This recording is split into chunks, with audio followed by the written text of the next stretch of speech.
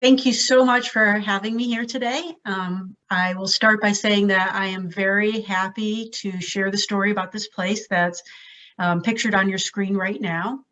It is most widely known as Meadowood in Simsbury, Connecticut.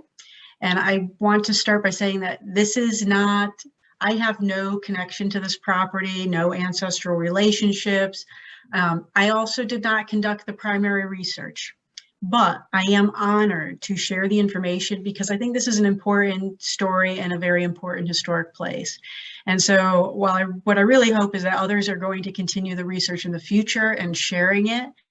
But for now, I'm just going to take you on a 30-minute journey of how I stumbled upon what other people already knew about Meadowood. I'm also going to present some ideas about what more is left to learn. And then I'm going to conclude with a discussion of what the future plans for this property.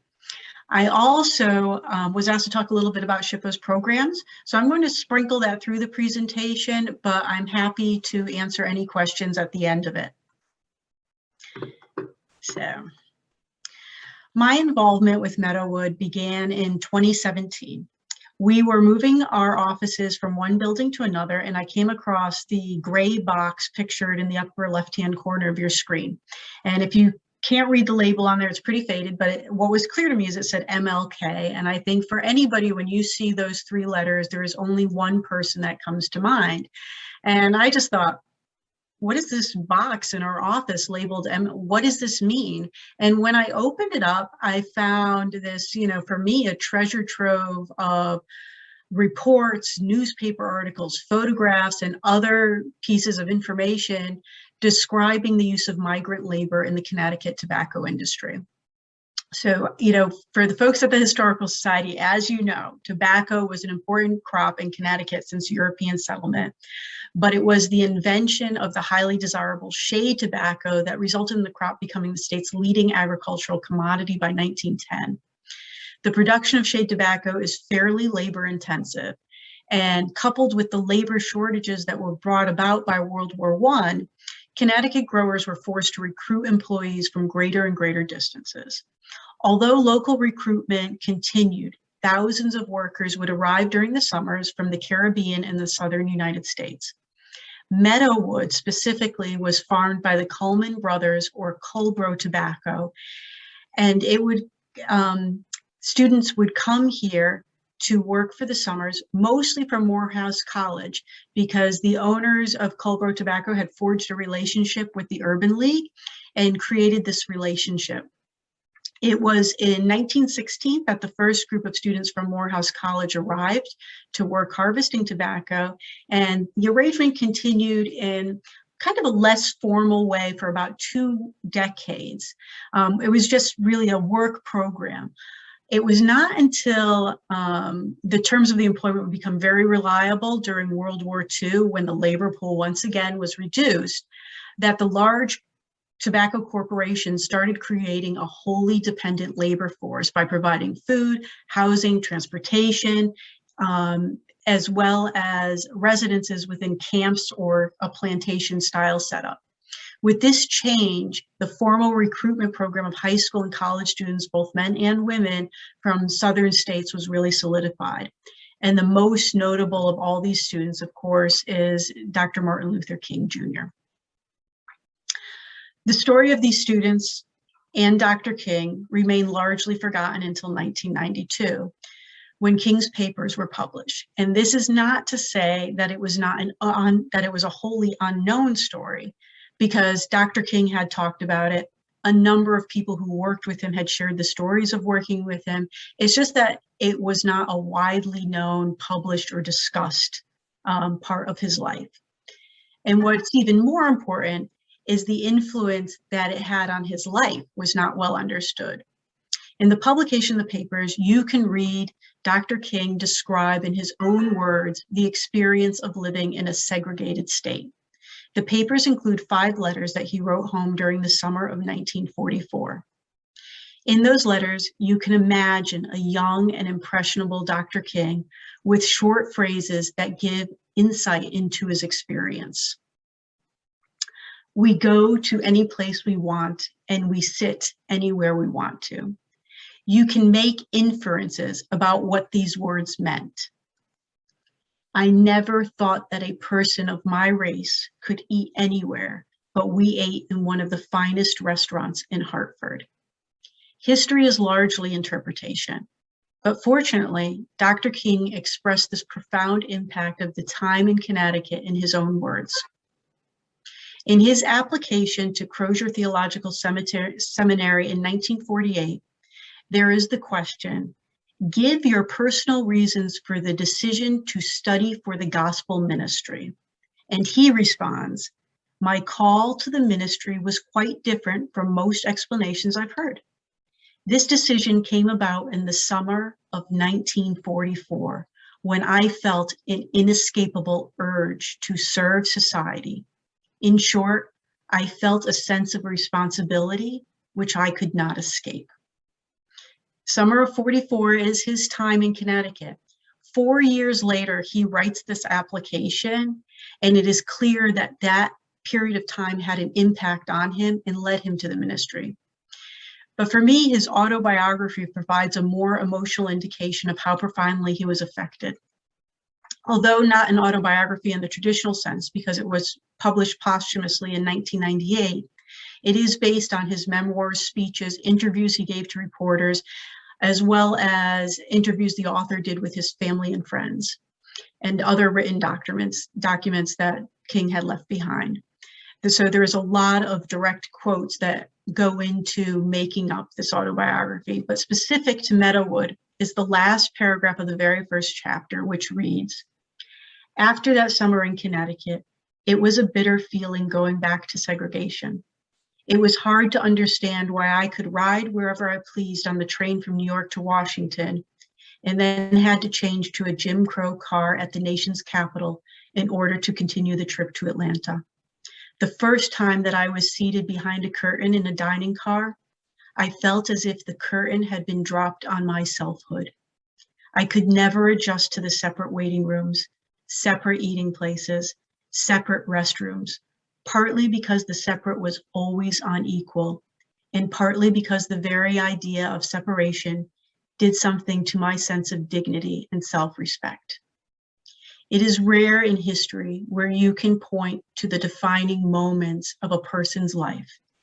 And here I think the connection is extremely clear with possibly the most influential person of the 20th century.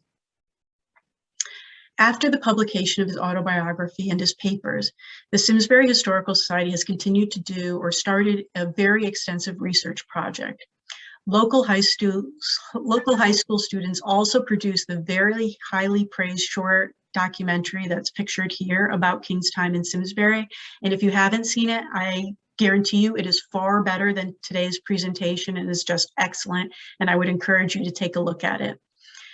The town hosts annual Martin Luther King Day Jr. events, and the Simsbury Free Library has raised funds for a memorial to Dr. King. Because King is such a big figure, however, it is sometimes hard to escape his shadow to see the full story. And I will say that Dr. King's experience is different than a lot of his colleagues who were there at the same time. For most students, this summer work was used to pay their tuition with no wages available for discretionary use. And because of those lack of funds, most students rarely ventured outside the dormitory camps all season. King, however, as we saw from those letters, he got out fairly often. And that is also confirmed by interviews with some of his fellow workers. The larger story of tobacco labor encompasses other Southern schools, the Caribbean, as well as local populations. Some of these have had a lasting effect on Connecticut demography, which is why you can easily find a Jamaican patty in the north end of Hartford. For those from the South, however, there is this sad reflection of our divided country. For these students, there is a repeated narrative of going to what's called, quote, God's country. And I am not putting on rosy-colored glasses. Connecticut had discriminatory policies. We had racist attitudes. But what stands out to me is that tobacco work is really hard. For anyone that has done it or knows somebody who's worked in the industry, the hours are long, the equipment is dangerous, the sun is hot, the pace is quick, It can be physically brutal, and you will go home with blackened fingers and clothes from the sticky residue of the tobacco leaves. Even today in the United States, children under the age of 18 cannot buy tobacco products, but they can still harvest it. The Fair Labor Standards Act makes exceptions for child labor law for small farms and allows hiring as young as 12 years old for larger ones. And Connecticut still relies mostly on migrant labor for tobacco work. Why? Because no one really wants to do this demanding seasonal job. And despite all of this, these students describe it as going to God's country. That reprieve from government-sanctioned segregation is echoed over and over again in oral histories, newspaper interviews, memoirs, and other publications. There is so much that we take for granted that with their young eyes and the harsh reality of where they come from, they could, for this moment, look under that curtain that was masking their selfhood. And I can only imagine that it really must have felt like going to God's country. So after poring over all the documents that were in that gray box and getting sucked into a Google rabbit hole of finding additional information, I put back on my hat as a SHPO employee. So the State Historic Preservation Office is all about place-based history. And when I looked at this from my perspective, what I really wanted to understand is this place. What's there? What does it look like? What has changed? How is it different from MLK when MLK was there, or how is it the same? From the reports in the gray box, I knew that the dormitory where Dr. King had slept, cooked, and preached for the first time was destroyed by fire as part of a training exercise for volunteer firefighters in 1884. For me, it is that stark reminder that you cannot see history. You know, I do not ever doubt the stewardship for the town of Simsbury. I mean, I listed off all the events and memorials and things that they do. They just didn't know the connection at the time when this happened. And when I look at it from my SHPO perspective, it really highlights the importance of you can't be a good steward if you don't know what you have. So one of the programs that we routinely fund is survey work, and those are under a survey and planning grant. And they are up to $20,000, and they can provide towns with a town-wide inventory of historic resources that they may want to stay on top of or be aware of, so that you can put together preservation plans or at least allow for better stewardship. I also started looking up all the other buildings that had been mentioned in those reports within the box, and you can sort of see my notes in the margins about additional loss. The dorm in the bottom rightmost picture is much like Dr. King's dorm that was lost. That was the girls' dormitory. King's was the boys' dormitory. The other picture in the lower left is the supervisor's house. And what I really found was heartbreaking, because most of these resources had been lost in recent years. And I was really worried that nothing else of the property remained. So the next thing I did was I pulled up the aerial image. And sure enough, I could still see the fields and barns. And so my next step was, okay, I want to protect whatever is left. I got to find out who the owner is. It may even be difficult for you to figure this out.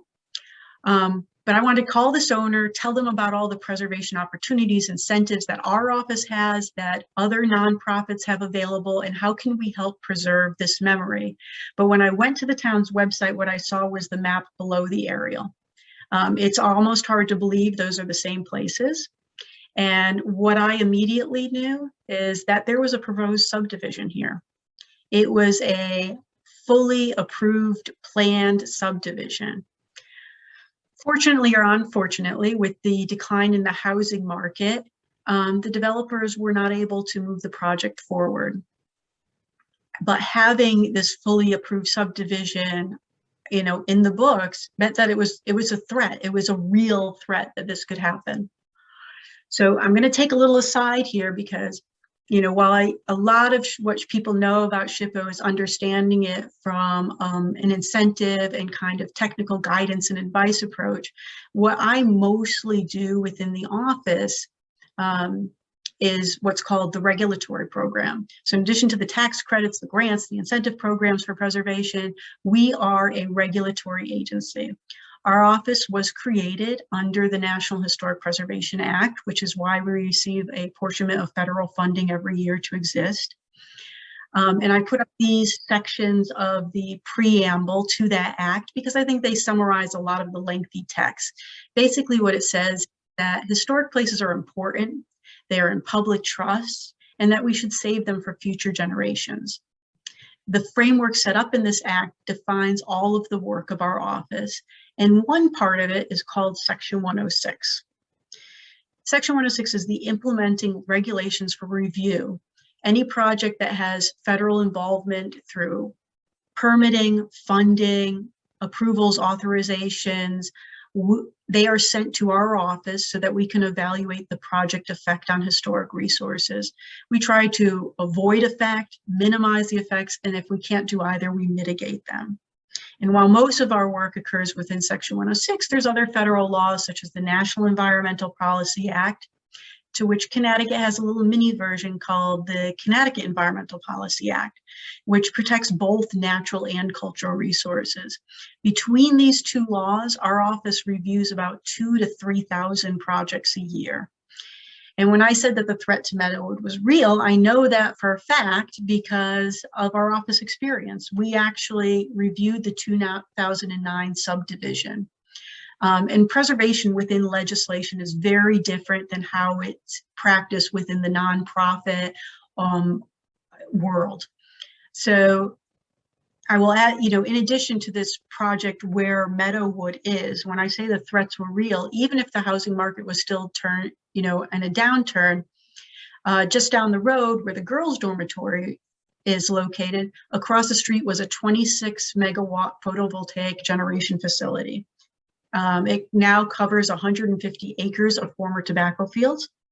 And our office was given an opportunity to review that project under the Connecticut Environmental Policy Act. A report was prepared about its historic importance.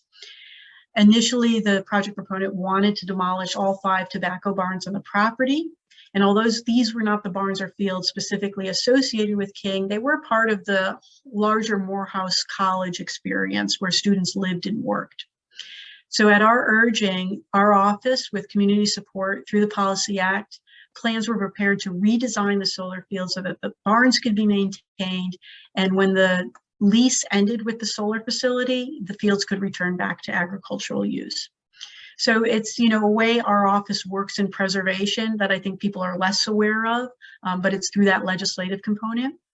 And even within all those, we don't really stop projects, we just try to make them better. So while it's great that we can do that, it's always reactive. We're always responding to what somebody's doing. And our preference is really to be proactive. So for us to be proactive, the very first step is designation. And by that, I mean listing on a historic registry. We have both a state historic registry and the federal program. It is that designation that opens up the door to incentive programs, and listing on the National Register actually offers the strongest preservation that we have, and that is the Connecticut Environmental Protection Act, which does not allow for the unreasonable destruction of historic structures and landmarks of the state. And that law is a very simple one. It's like 3 sentences, and our office has gone to court over it a couple times, and it's a really easy one to win in court. We've always been successful because it's 2 things. 1, are you listed on the National Register?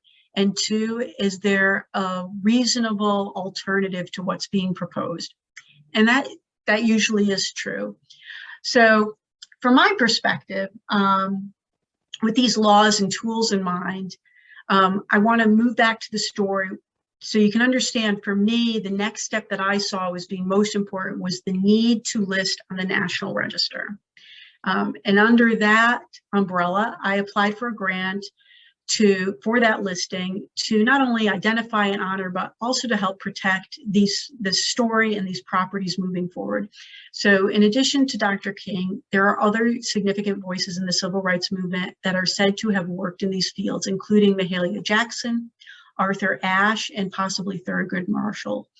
It is said that these students, while they were working in Simsbury, would go to Eno Memorial Hall to watch movies, drink sodas at the counter of Doyle's drugstore, bowl at alleys attached to the community club, and attend social functions at the Simsbury Grange. While additional research needs to be completed to fill in the gaps of what we know, we're very hopeful that it's going to also uncover links to Connecticut's 20th century African American communities. For example, research has shown that Southerners who migrated to Connecticut after often hosted events for these students when they came up here to work, and that they had a community that was distinct from Black families that had settled here prior to the 20th century, and that is also distinct from West Indian communities. So with this grant, we're hoping to work out some more of those details, but the most important thing that happened, an unintended consequence, was some good publicity. And so there's that newspaper article in the bottom right, which led me to talk to some people that I otherwise never would have met. And that was the Trust for Public Land. So the Trust for Public Land had already been contacted by citizens in Simsbury about bringing this property, about purchasing it for permanent conservation land. What the Trust for Public Land did not know at that time was the historic component until somebody there saw the newspaper article and called me up. And we both ended up working together on putting together grants, reaching out to people. I wouldn't say putting on more, not really putting pressure on people, but really making a positive advocacy campaign for why it was important to save this land. And for the Trust for Public Land, they said it was the most successful fundraising effort they've ever had. Over $500,000 came in through private donations. But in addition to that, they put together grants from the United States Fish and Wildlife, Department of Agriculture, Energy and Environmental Protection. The SHPO's office provided grants for this, as well as the town of Simsbury put in probably the largest chunk, which was, I believe, $1.2 million. The interesting thing about that, and this is why, advocacy takes a lot of work, is the Simsbury Budget Council had actually turned down supplying the funds to preserve this property. And so what ended up happening is it went to referendum. The town referendum, it passed with 87% approval, which, given today's political climate, I think says a lot about a shared responsibility towards our past and how we all think about it and want to honor it. So the bottom picture is from the ribbon cutting ceremony, which actually represents the Trust for Public Land now turning it over to the town of Simsbury. And I think you can see, there's a lot of happy people. Conservation and historic preservation don't always see eye to eye, but this was a property where that can happen.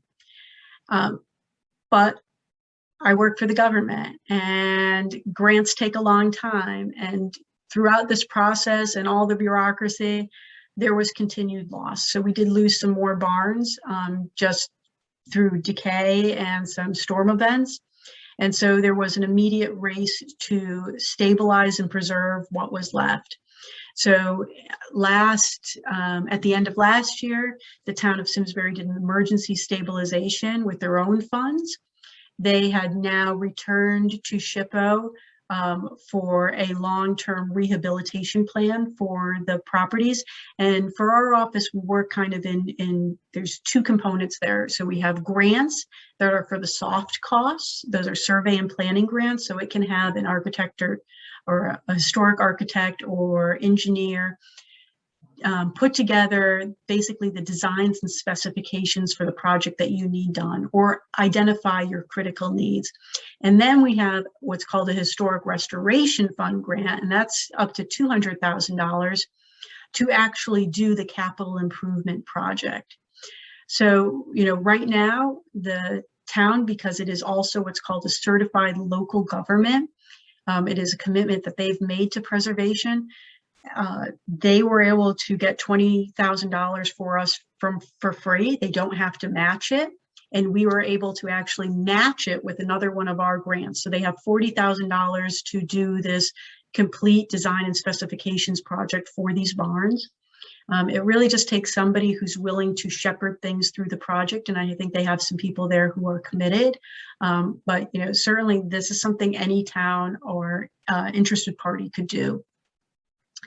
Our office also has, not every property is a good fit for the National Register. We have other designation programs. I mentioned that we have our version, which is the State Register. We also have the Connecticut Freedom Trail, which was recently expanded because of Meadowood to include the civil rights movement in the 20th century. The pictures that I have here, the upper left is the employee work card. So Culver Brothers registered each employee with a card, so we know exactly who was working there and where. The picture in the lower right is of Buckland Camp, and these are a group of female students from Virginia. And then on the left-hand side is the activity that they would call stringing the leaves to get them ready for hanging in the shade. So, all of these things kind of, all of our programs sort of work together, and we have different levels of programming depending upon what the specific needs are or what the property is. So the future, while the town of Simsbury has now gotten the money to put together the plan for the barns, we are also funding the Trust for Public Land as an interested party in the property for what's called a planning charrette. And what this charrette will do is do a lot of outreach within town, but I think because this is a nationally significant site, it's going to be a much larger event to get a diversity of opinions and input on what the future of this place should be. It is preserved land now, but certainly it is open for interpretation and public enjoyment. And I think for me that it leads me to, why it is that I like to do what I do. I will be honest with you, I never cared for history when I was a kid. I never cared for it through any of my educational pursuits. But from a young age, I knew that I wanted to be an archaeologist. And that's what I normally do at SHPO. And I think there were two things about archaeology that appealed to me as opposed to history, or at least how history was being taught in school when I was there. First, archaeology is not about great men with dates and events, but it is about everyday people and everyday life. Sure, we have King Tut's tomb and the terracotta soldiers, but the vast majority about what archaeology does is just us as people, how we got to where we are. The second thing that I always liked about archaeology is that it's tangible. When I'm excavating, it makes me feel connected to the past in a way that history books never could. And that is why I was drawn to historic preservation, because I really feel like when you can touch history, that is when history goes back and touches you.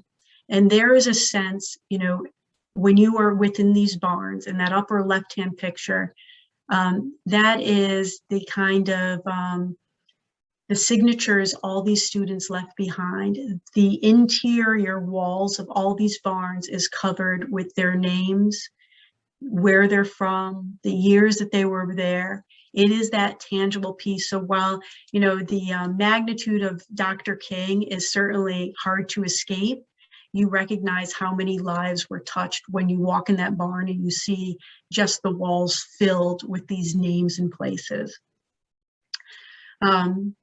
So the preservation of Meadowood was important to give everybody the same opportunity to touch this history. I see it as a place where we can reflect on our past, contemplate on our present, and hopefully vision a future of who we could be.